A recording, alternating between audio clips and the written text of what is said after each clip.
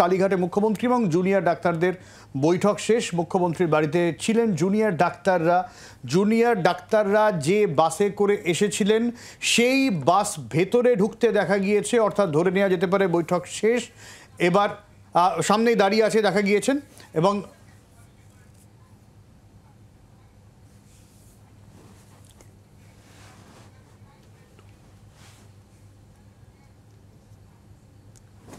মুখ্যমন্ত্রী কালীঘাটের বাড়িতে এই মুহূর্তে একদম বাড়ির সামনেই বাসটি দাঁড়িয়ে রয়েছে। 2 ঘন্টা এই বৈঠক ধরে নেওয়া হচ্ছে যে বৈঠক শেষ হয়েছে 2 ঘন্টা পর।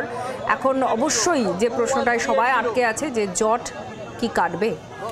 শ্রেয়সী রয়েছেন আমাদের সঙ্গে, শ্রেয়সীর কাছ থেকে আপডেট দেবো। শ্রেয়সী, দেখো, তোমাকে কিন্তু জানিয়ে রাখি যে আর কিছুক্ষণের মধ্যেই কিন্তু জুনিয়র ডাক্তাররা তারা কিন্তু আর কিছুক্ষণের মধ্যেই বেরোবেন, এমনটাই কিন্তু করে নেওয়া হচ্ছে। তার কারণ ইতিমধ্যেই যে বাসে করে জুনিয়র ডাক্তাররা এসেছিলেন সেই বাসটি মুখ্যমন্ত্রীর বাড়ির সামনে নিয়ে যাওয়া হয়েছে। আমরা দেখেছিলাম যে এই বাসটি করে যখন জুনিয়র ডাক্তাররা এসেছিলেন তারা ভেতরে ঢোকেন, মুখ্যমন্ত্রীর বাড়িতে তারা নামেন এবং তারপর বাসটি বাইরে বার করে নিয়ে যায়।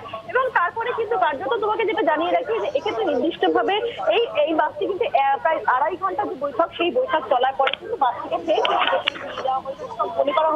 যে আর কিছুক্ষণের মধ্যেই কিন্তু জুনিয়র ডাক্তাররা তারা বেরোবেন। কিন্তু সব থেকে বড় যে বিষয়টা, সেই বিষয়টা হচ্ছে যে বিষয়গুলো নিয়ে জুনিয়র ডাক্তাররা সরব ছিলেন এবং অন্যদিকে সরকারও কিন্তু যে বিষয়টা অর্থাৎ কর্মবিরতি তুলে নেওয়া, যে বিষয়টার উপর সরকারের পক্ষ থেকেও কিন্তু বারে বারে জোর দেওয়া হয়েছিল যাতে স্বাস্থ্য পরিষেবার ক্ষেত্রে সাধারণ মানুষ তাদের সেই পরিষেবা যাতে ব্যাহত না হয়। ফলে সেই জায়গা থেকে দাঁড়িয়ে কি সিদ্ধান্ত হলো সেটার দিকেই কিন্তু এই মুহূর্তে কিন্তু নজর থাকবে। জুনিয়র ডাক্তাররা তারা বারবার যেটা বলেছিলেন যে এক্ষেত্রে নির্দিষ্টভাবে তারা চান যে তারা যে 5 দফা দাবি, সেই দাবির উপরেই কিন্তু আলোচনা হোক। অন্যদিকে সরকারের পক্ষ থেকে কিন্তু সুপ্রিম কোর্টের যে নির্দেশ, সেই নির্দেশকে সামনে রেখে কিন্তু কার্যত বলা যেতে পারে যে সেই নির্দেশকে সামনে রেখে কর্মবিরতি তোলার উপরেই কিন্তু বিশেষ গুরুত্ব দেওয়ার কথা বলা হয়েছিল।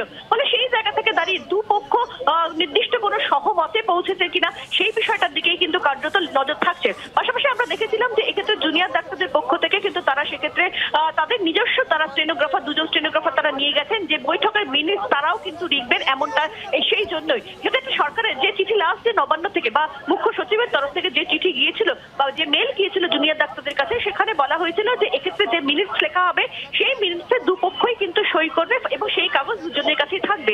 কিন্তু সেক্ষেত্রে জুনিয়র ডাক্তাররা তারা বারবারই বলেছিলেন যে বৈঠকের যে মিনিটস সরকারের তৈরি করা মিনিটস নয়, শুধুমাত্র সেক্ষেত্রে তাদেরও যে স্টেনোগ্রাফার থাকবেন তিনিও কিন্তু নির্দিষ্টভাবে একটি বক্তব্য তিনিও কিন্তু নির্দিষ্টভাবে নথিভুক্ত করবেন এবং সেই মিনিটসও কিন্তু সেক্ষেত্রে দেখতে হবে। ফলে দুটো মিনিটসের ভিত্তিতে নির্দিষ্টভাবে চূড়ান্ত মিনিট তৈরি হবে এবং তার ভিত্তিতেই কিন্তু সেক্ষেত্রে সেটাতেই কিন্তু দু তরফে সই হবে, এমনটাই কিন্তু কার্যত সেই পথেই কিন্তু জুনিয়র ডাক্তাররা হেঁটেছিলেন। এবং আমরা দেখেছিলাম যে শেষ পর্যন্ত মুখ্যমন্ত্রীর বাসভবনে ডাক্তারদের আনা সেই 2 জন স্টেনোগ্রাফারকেও কিন্তু শেষ পর্যন্ত ঢোকানো হয়েছিল এবং কার্যত তারাও কিন্তু সেক্ষেত্রে নোটস নিয়েছেন। ফলে সেই জায়গা থেকে দাঁড়িয়ে কোন কোন বিষয়গুলো কিন্তু মূলত সেক্ষেত্রে সিদ্ধান্ত হলো, আলোচনা শুধু নয়, আলোচনার পরিপ্রেক্ষিতে সিদ্ধান্ত হলো এবং সেই সিদ্ধান্তের ফলে নির্দিষ্টভাবে যে অচলাবস্থা বা যে পরিস্থিতি তৈরি হয়েছিল সেই পরিস্থিতি কাটার দিকে কোনো ইঙ্গিত পাওয়া যাচ্ছে কিনা সেই দিকে কিন্তু এই মুহূর্তে নজর।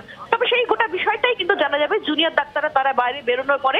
এই মুহূর্তে অপেক্ষা তাদের বাইরে বেরোনোর। বাস ইতিমধ্যেই মুখ্যমন্ত্রী একেবারে বাড়ির সামনে পৌঁছে গিয়েছে, আর কিছুক্ষণের মধ্যেই কিন্তু জুনিয়র ডাক্তাররা তারা বাসে উঠবেন, তেমনটাই কিন্তু জানা যাচ্ছে। বৈঠক কিন্তু ইতিমধ্যেই শেষ হয়ে গিয়েছে।